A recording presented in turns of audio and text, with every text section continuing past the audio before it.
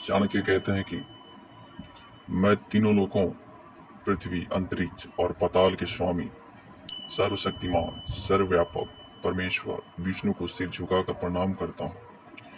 प्रभु को प्रणाम करने के बाद मैं अनेक शास्त्रों से एकत्र किए गए राजनीति से संबंधित ज्ञान का वर्णन करूंगा।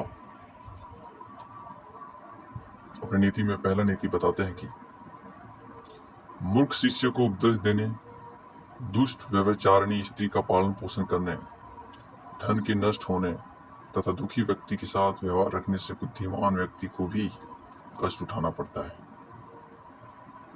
दुष्ट स्वभाव वाली, कठोर वचन बोलने वाली, दुराचारणी स्त्री और धूर्त, दुष्ट स्वभाव वाला मित्र, सामने बोलने वाला मुंह फटा नौकर और ऐसे घर में निवास जहाँ सांप के होने की संभावना हो, ये सब बातें मृत्यु के समान। अर्थात जिस घर में दुष्ट स्त्रियां होती है वहाँ गृह स्वामी की स्थिति किसी मृतक के समान होती है, क्योंकि उसका कोई वश नहीं चलता और भीतर ही भीतर उड़ते हुए मृत्यु के समान हो जाता है।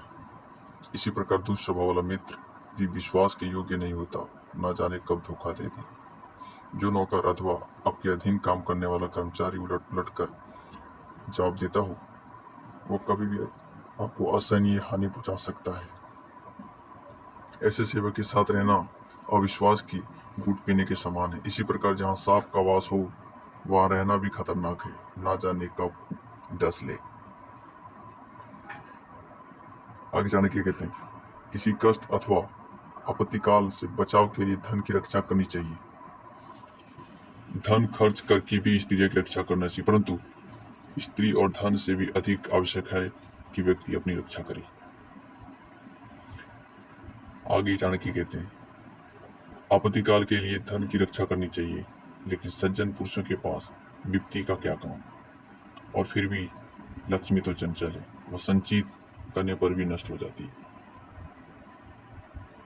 आगे चाणक्य कहते हैं जिस देश में आदर सम्मान नहीं है और ना ही आजीविका का कोई साधन है, जहाँ कोई बंधु बांधव और रिश्तेदार भी नहीं है तथा किसी प्रकार की विद्या और गुणों की प्राप्ति की संभावना भी नहीं, ऐसे देश को छोड़ देना चाहिए। ऐसे स्थान पर रहना उचित नहीं। किसी अन्य देश अथवा किसी अन्य स्थान पर जाने का एक प्रयोजन यह होता है कि वहाँ जाकर कोई न कोई बात नई सीखी जा सकती, नई विद्या, रोजगार और नए गुण सीख सकते हैं, परंतु जहाँ इनमें से किसी भी बात का संभावना ना हो, ऐसे देश स्थान को तुरंत छोड़ देना चाहिए। आगे चाणक्य कहते हैं जहाँ क्षत्रिय अर्थात वेदों के जानने वाले ब्राह्मण, धनिक, राजा, नदी और वेद, ये 5 चीजें ना हो, उस स्थान पर मनुष्य को एक दिन भी नहीं रहना चाहिए, कारण कुछ सीखने को पर्याप्त नहीं मिलेगा।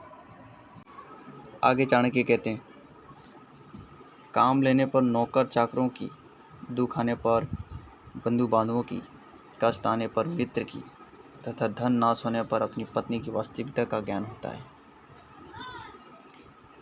आगे और बात कहते हैं चाणक्य कहते हैं कि किसी रोग से पीड़ित होने पर, दुख आने पर, अकाल पड़ने पर, शत्रु की ओर से संकट आने पर, राजा सभा में, शमशान अथवा किसी की मृत्यु के समय जो व्यक्ति साथ नहीं छोड़ता, वास्तव में वही सच्चा बंधु माना जाता है। कड़वा है पर सच है।